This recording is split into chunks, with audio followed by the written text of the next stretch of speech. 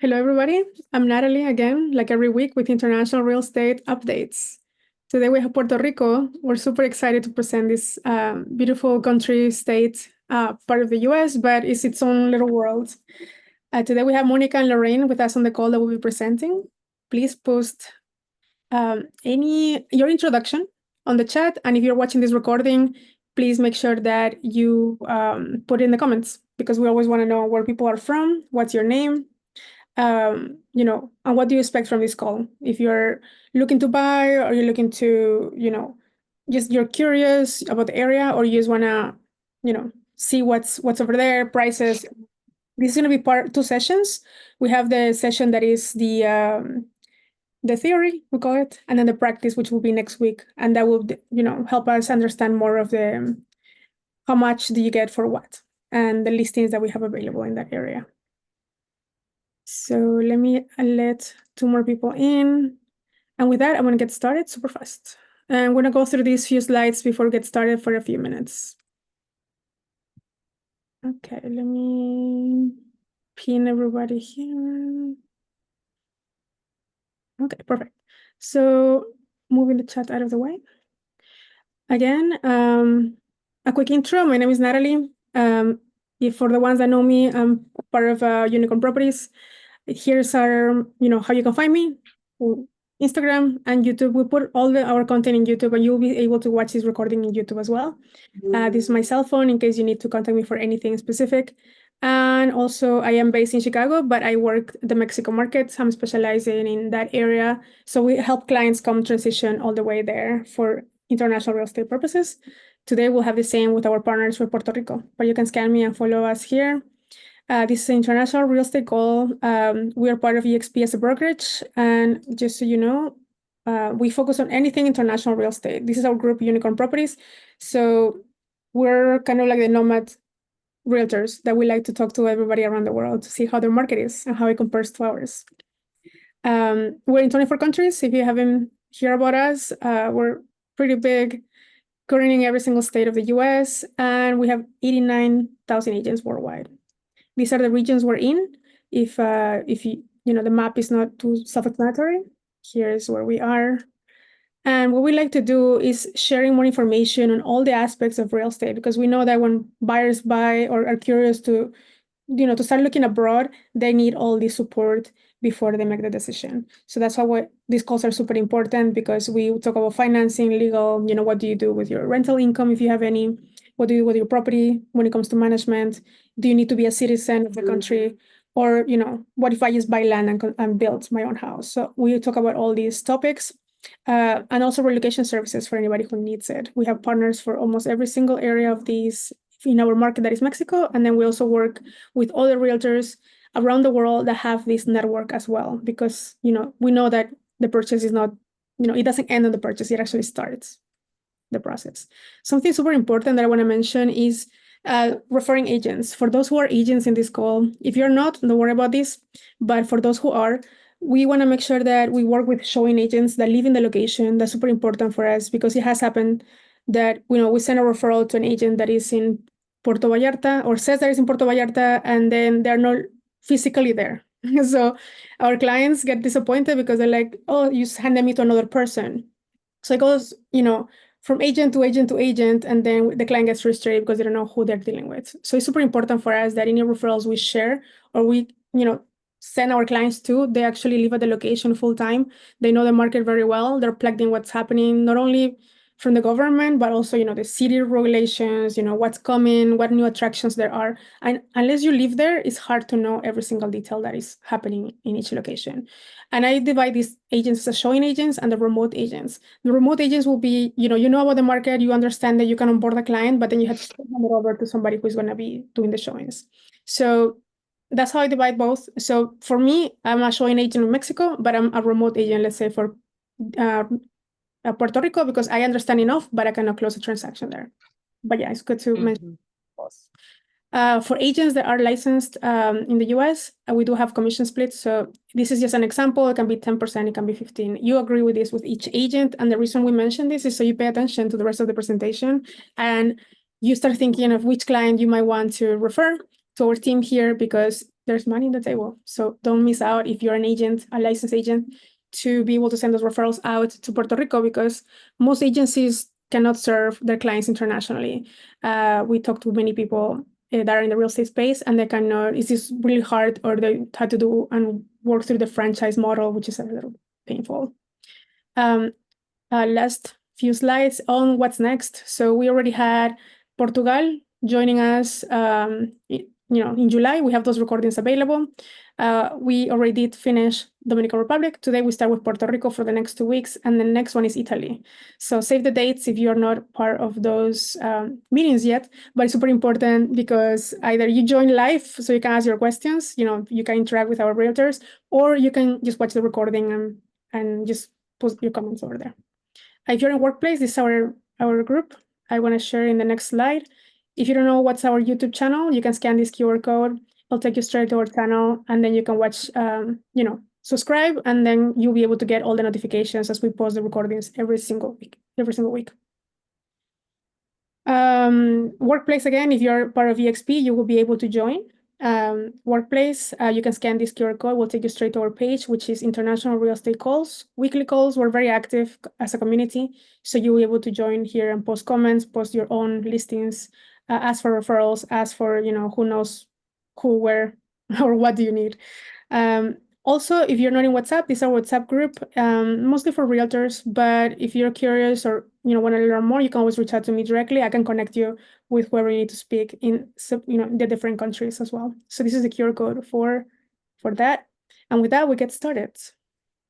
I'm gonna pass it on to our peers here, Monica or Lorraine, whoever wants to start, and I'll pin you to this on the right side. Go ahead.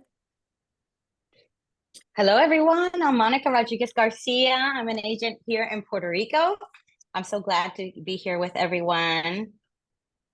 And we have Lorraine with us. Hello, everybody. My name is Lorraine. Welcome, and thank you for joining us. I'm also a realtor in Puerto Rico.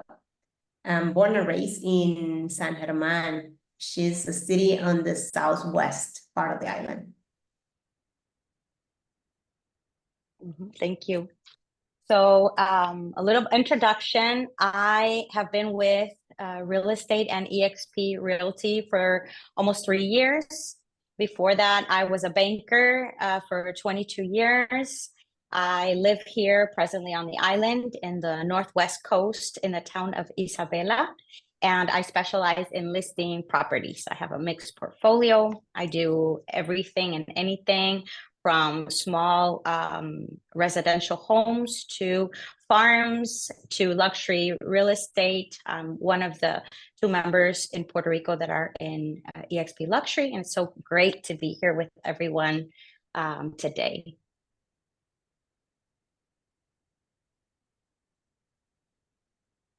Okay.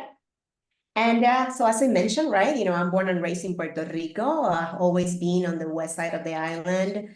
I'm a proud mother of 2. I have 2 teenagers, but also besides being a real estate agent, I'm also an industrial engineer.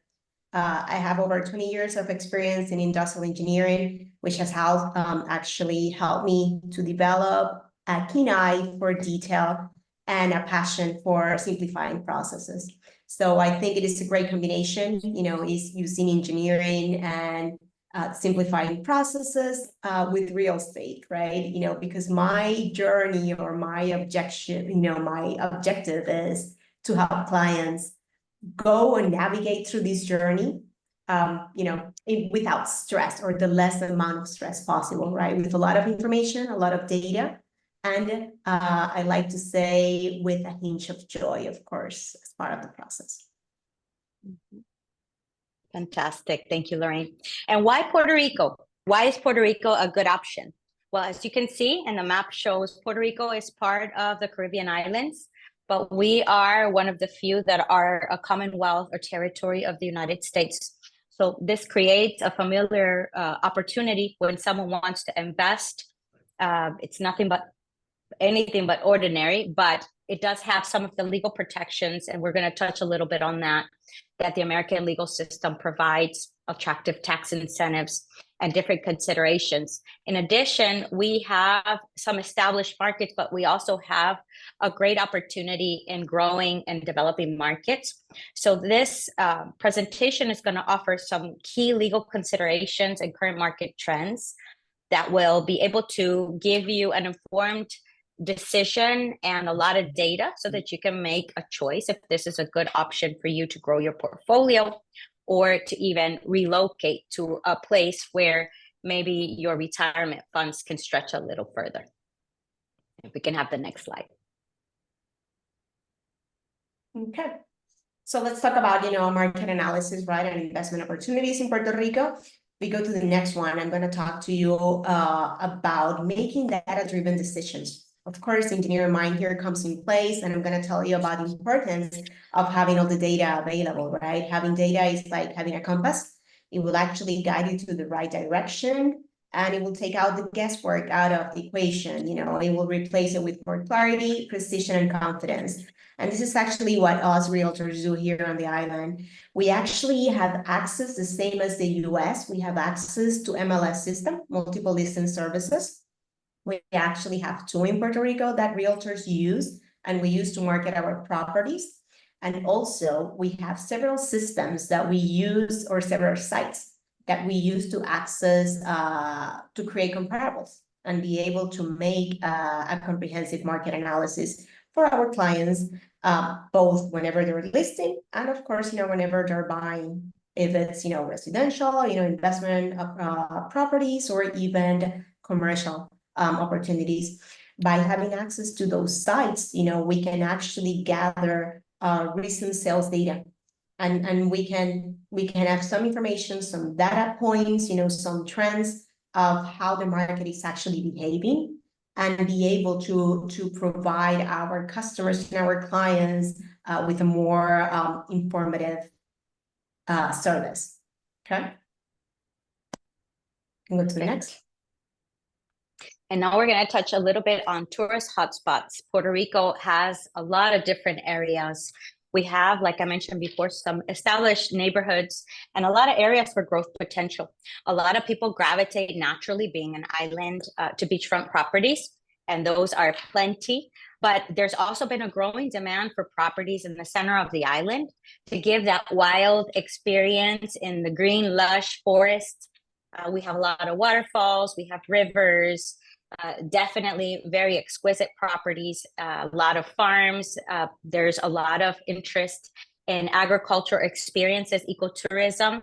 Those are very on trend. Cacao growth has become almost a necessity with the lack of in the world, and Puerto Rico is quickly growing to be on high demand, to be one of those destinations that could be attractive to tourism for eco opportunity experiences, retreats, and so forth. Okay. Yep. So, just to continue on and just go a little bit more in deep into what Monica just said, right? In Puerto Rico, our real estate market is incredibly diverse, right? Even though we're 100 by 35 miles, we actually have 78 cities or municipalities. And you can find anything, like from luxury properties to urban apartments.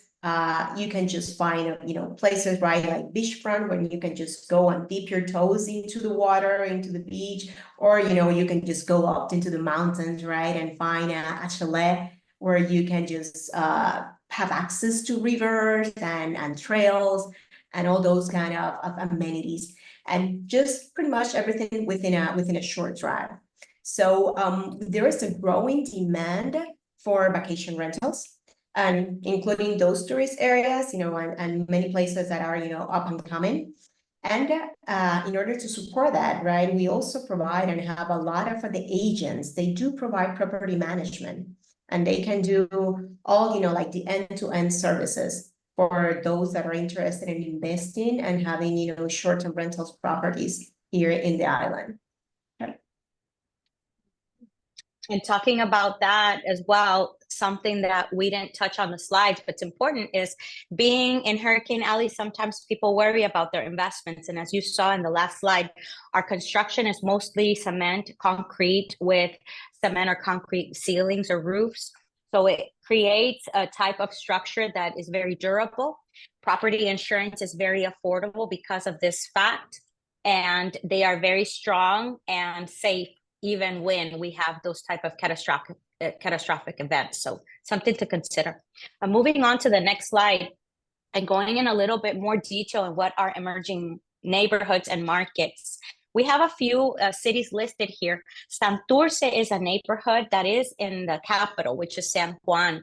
And Santurce has experienced a lot of revitalization, a lot of developments, attracting young professionals, a lot of people wanting to come to areas where they can have a bit of an urban experience. Miramar is another area of San Juan that has a lot of new high-rise buildings, restaurants, theaters, and different areas where people have the feeling of charm, where they can also walk to the different experiences instead of having to drive. And that's been really popular among investors and people that have left the island many years ago and are now returning and want an opportunity of investment. And finally, it mentions Isla Verde, Carolina. Carolina is a very diverse and large city that is a little bit not talked about a whole lot, but that's actually where our international airport is located. The Luis Muñoz Marin Airport is in the city of Carolina. Isla Verde is kind of the most talked about because it's kind of right next to it, and it has luxury properties that are beachfront. But Carolina has turned into a very trendy neighborhood to invest in because of the proximity to the airport. It's a little bit more affordable than the areas of San Juan, but it's so close to the airport that it makes it attractive for people that want to invest in short-term rentals, long-term rentals, and such properties such as the ones mentioned before.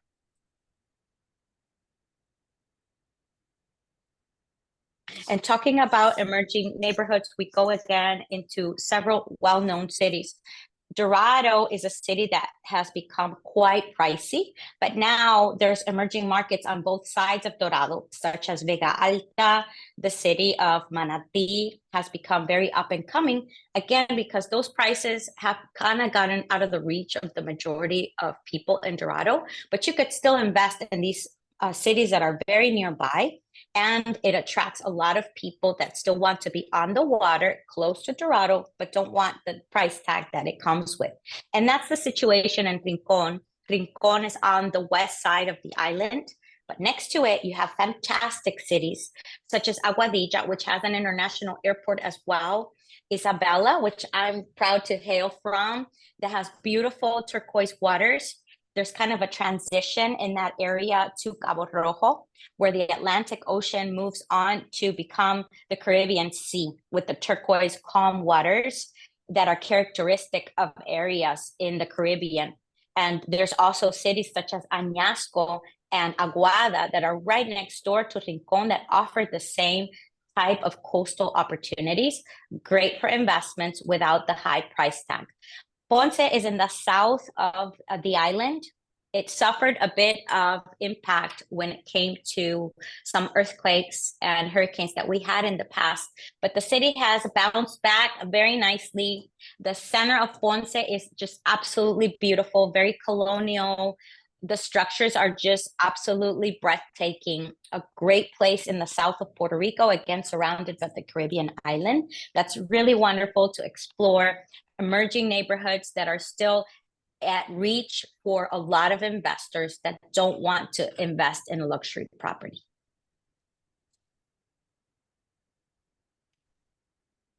And we have a little bit of a visual of the location where these are. You see Rincon over on the west side of the island, and then right above Aguadilla, Isabela, and then below Rincon, right there on that curve, is the cities of Aguada and Añasco.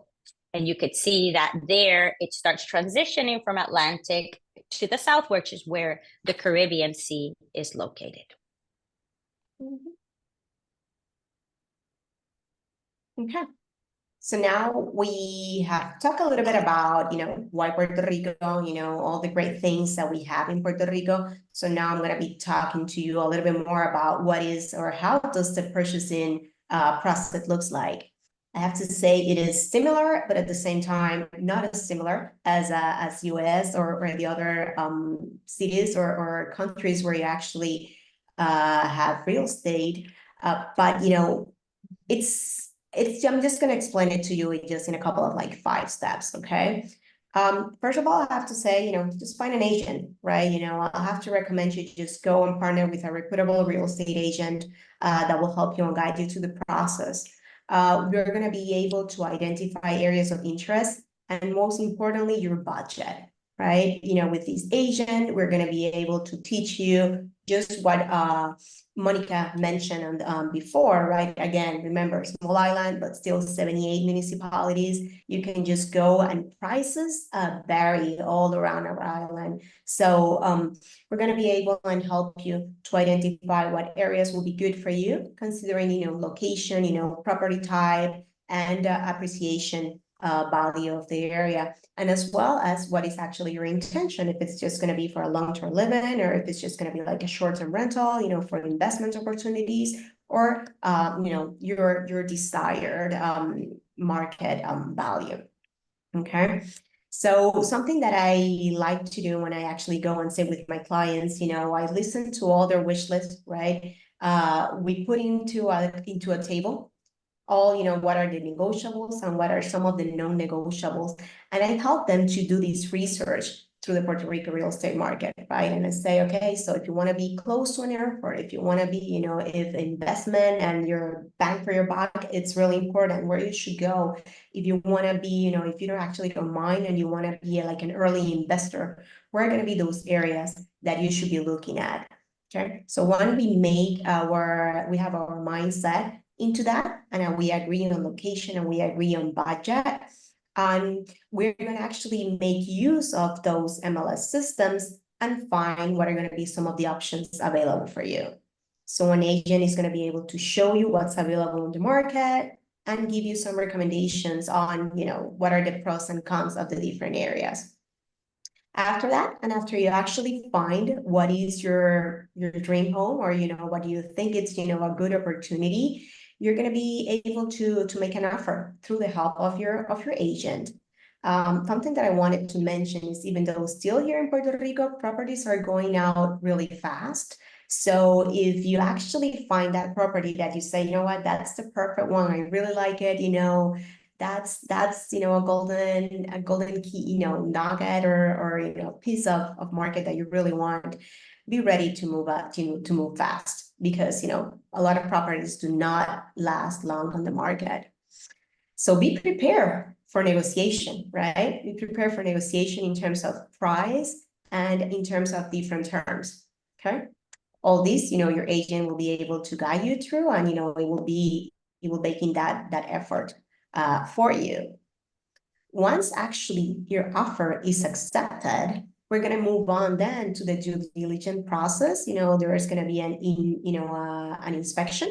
It is actually recommended, and us realtor and agents, you know, we need to tell every client that they are you know, we recommend them to do an inspection within certain amount, 5, 10, 15 days from that offer. And, you know, and make sure they review those inspection reports. Also, there's going to be a title search, right? So we want to make sure the title is clear and it's available, you know, to be transferred to the new owner. Once all that it's clear, it's what we call, you know, clear to close, right? And we do the final purchase process. You know, that it is being done by a notary attorney. You know, they are the one actually overseeing the signing process, you know, overseeing the recording of the deed, and most of the time they're actually the one who presented to the el registro de la propiedad, so that it actually register under the new owner's person. Okay. Yeah, going into the financing and purchasing process, something that I wanted to mention is a good thing about Puerto Rico is we are realtors. A lot of us are realtors, and therefore we are able to list our properties and do searches on websites such as realtor.com and Zillow. Those are sites that are not available in a lot of the places around the world, typically only the US market. But because we are a US territory, that familiarity in where you search is also a great opportunity. So something important in the Puerto Rico market. And talking about purchasing, a big aspect is financing. Even though there's a lot of talk of cash purchases, a lot of people want to take advantage of the finance opportunities. And we have kind of the same processes as the US market and what even international borrowers are used to. Puerto Rico has mortgage banks that just are dedicated to mortgages only, but also we have traditional banks as well. Something to note is, and we get a lot of questions, people are, can I just use my bank in the United States where I bank to do the loan? And the answer is not always. They have to be licensed in Puerto Rico. There are some US banks that have branches in Puerto Rico, such as PenFed, for example. FEMBI Mortgage is located in Florida as well. SunTrust is another one, but the majority are US banks that are licensed here, and they only have branches in Puerto Rico. We are very well versed on our partners in financing. Therefore, it's good to have a great realtor that will connect you with a financial institution that will fulfill your needs. And the interest rates are pretty comparable to those of the standard market. And we have government-backed loans, just like the United States market. So if you're considering retiring, if this is going to be your primary home, if you are going to invest, for instance, in a multifamily with 4 units or less, and you want to live, you're able to finance those with government-backed loans, such as FHA, veterans, USDA, rural. And there are some assistance that are being provided to first-time borrowers where Puerto Rico is also eligible for those products.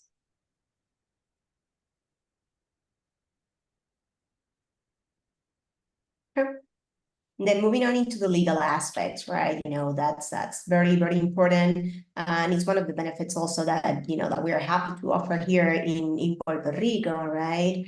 Puerto Rico actually offers really strong property right protections, right? We actually ensure clear title. We need to provide, with a clear title and also have some legal recourses in case of there is any dispute. That have to happen, right? There is no restrictions, or there's no restriction for US citizens. We are a US territory, so Puerto Rico allows a US citizen to purchase properties without any special processes or restriction. It actually just simplifies. It simplifies just the process overall for mainland citizens looking to invest or to relocate to the island. As Monica was saying, we get a lot of people from the mainland that are thinking about retiring in Puerto Rico. They can actually do that, and there's a lot of legal aspects that are beneficial for them on that part. In terms of zoning laws, each municipality have their own zoning regulations, and again, that's why it is important to have a well-known and realtor that actually knows the different laws from the municipalities, and one can talk to you about any considerations in terms of if there is new developments in the area, or if there is going to be any change of use of that specific piece of land. Okay, so which ones are allowed and which ones are not. Okay, something really important also as well that I'd like to mention, in terms of having that relationship with the US, right? We mentioned hurricanes and all that, flooding. We're part of the FEMA. We have FEMA has a flooding zone map on the island that people can actually refer to and identify which areas are identified as potential flooding zone. And also, it provides you with more information before we're actually making a buy, right? Or at least have that data available. And of course, title insurance. It is not always required unless it is actually financed, but it is very well recommended also to protect you for any unforeseen issues later on for property ownerships or liens. Okay, next. Yeah, and going again to the economic outlook and market trends, we've kind of touched a little bit on that already. Puerto Puerto Rico's tourism sector is definitely expanding. There are some things to consider while investing here, such as the hurricane area, which we've touched a little bit. Property insurance, hazard insurance is much more affordable than the majority of places because of the type of constructions we have. Hazard insurance is mandatory for people that have a mortgage, of course, but it's not required if you purchase tax and you don't have a mortgage. So you have those pros. In addition, we have tax incentives that are definitely a driving force for a lot of things, but not everyone will be eligible for any tax incentives. There are a lot of requirements to qualify for things such as Act 60. A lot of people just want to come down here to save on property taxes.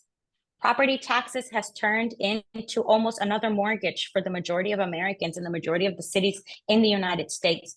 And we have a gigantic growth of people that are retiring and wanting to relocate to Puerto Rico just so that they don't have to pay such high amounts of property tax on their property when they've already paid it off. We do pay CRIM, which is municipal taxes. This is based on the value of your home, but typically that's much lower. That value used is much lower than the real value of the property. And most people that have this as their primary residence have a tax incentive of about $15,000 a year.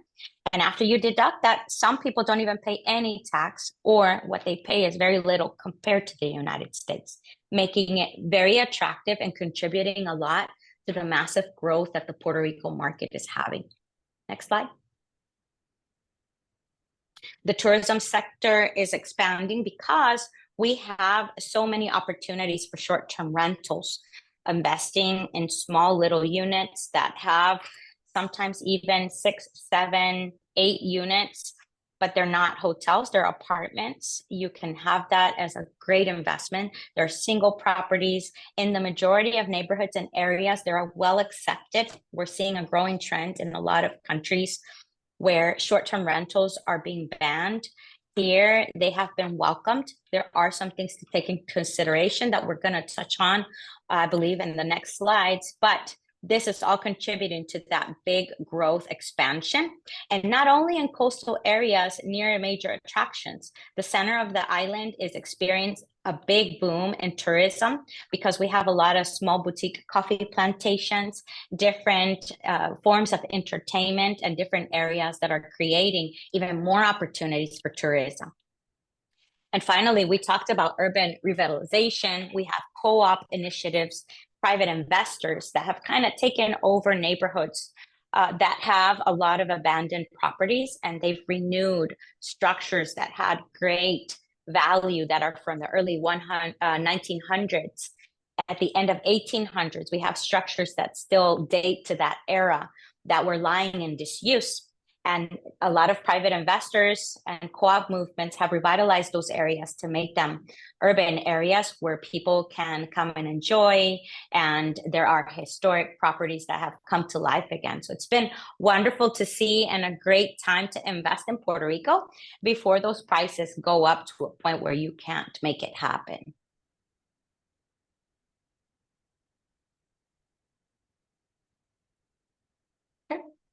Into the tax consideration, right? We do have, as Monica was mentioning, we do have several taxes, right? You know, we do have our property tax, we have the rental income tax, capital gains tax, right? If you're buying and selling, and you know, there's also some incentive.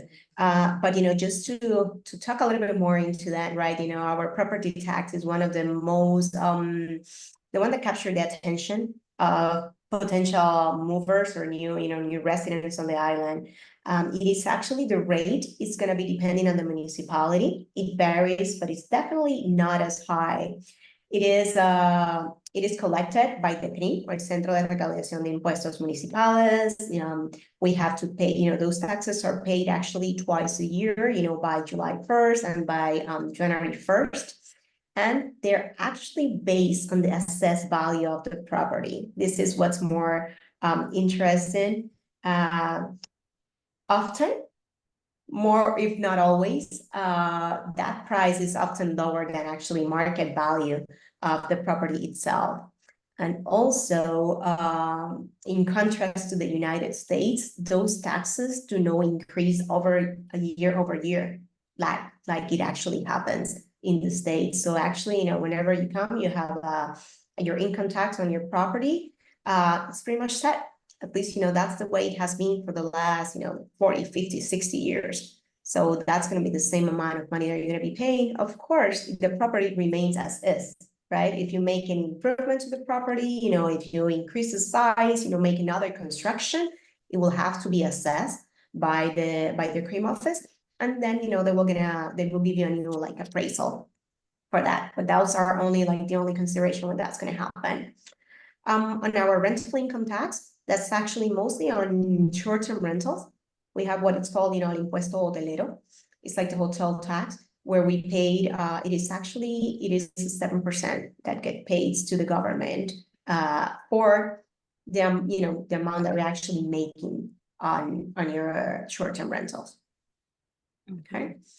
On the capital gains tax, of course it's going to vary, but there are some potential exemptions on reductions for qualified residents. So this is a process actually that you're going to talk to your CPA. And they're gonna, you're gonna work together based on all the data and all the information that you actually have, and that amount, that you have to pay for that. Or if there is an incentive, your CPA will be able to tell you more about that. Okay. Can just go to the next.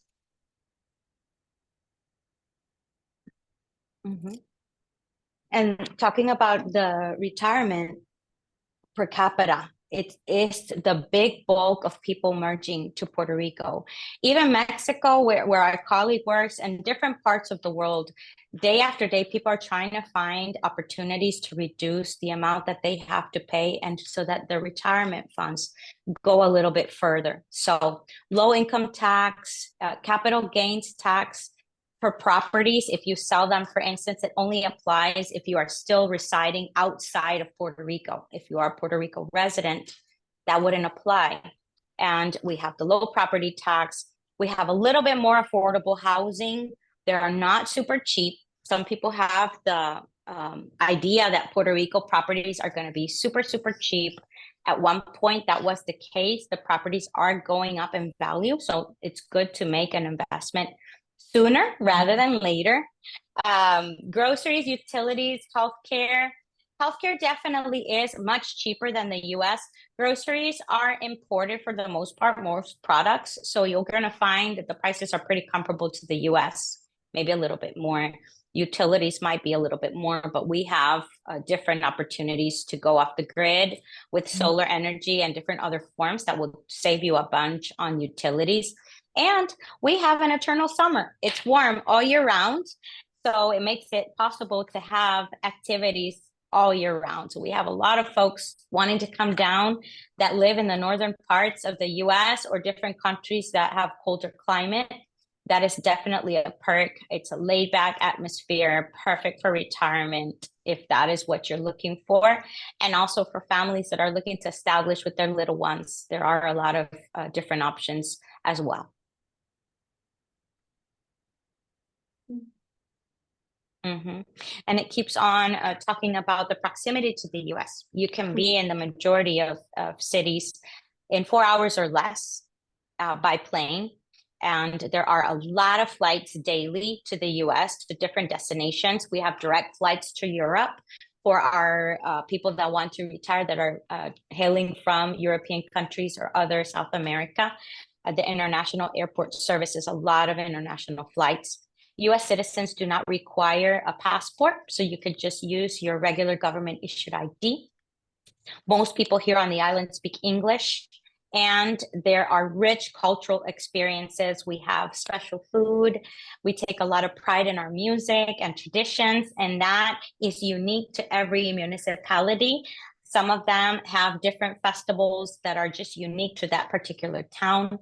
We have very colorful cities. Our people are warm and welcoming. That is definitely something that makes it an attractive destination to anyone wanting to invest. And healthcare, there's access to healthcare. We have veterans hospitals, and we have the same kind of studies, facilities for laboratories, different emergency centers all across the island that make it possible.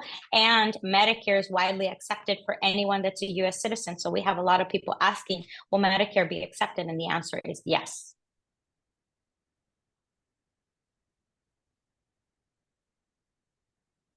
So are you ready to make your move to Puerto Rico? We would love to welcome you. Lorraine and I are so excited to meet different ones. There's a lot of opportunities for anyone wanting to make a consultation on exploring those options, exploring different properties. We'd be happy to welcome you. Again, I am 𝗪𝗏 Rodriguez-Garcia. My website is on the screen. Yes, of course, right? And the same, as well, also, if you have any clients who have questions or are asking you about moving to Puerto Rico, also, you can actually reach to us. Because as Nathaly was saying, right, it is always important to have a showing agent on the island. So you can rely on any of us, right, to help you with that process and help you, with more of information and teaching you about that. And of course, we also welcome all of you. So thank you for joining. If you have any questions, please do so. We're be happy to answer them. And if we don't know the answer, we'll find out. I see we have someone that needs an agent in Comerío. Comerío is on the metropolitan area of Puerto Rico. We'd be happy to service you. Definitely, Luz, you can contact us and we will direct you if we're not able to service the client directly. Puerto Rico, in our team, we have about 170 agents in different parts of the island. So we will definitely find you a good fit. And Thank you so much. Yeah, absolutely. Thank you, everybody. I want to stop recording, but thank you so much. And then you have the recording available in Zoom. 1 sec. Thank you, ladies. Thank you so much. That was really, really helpful.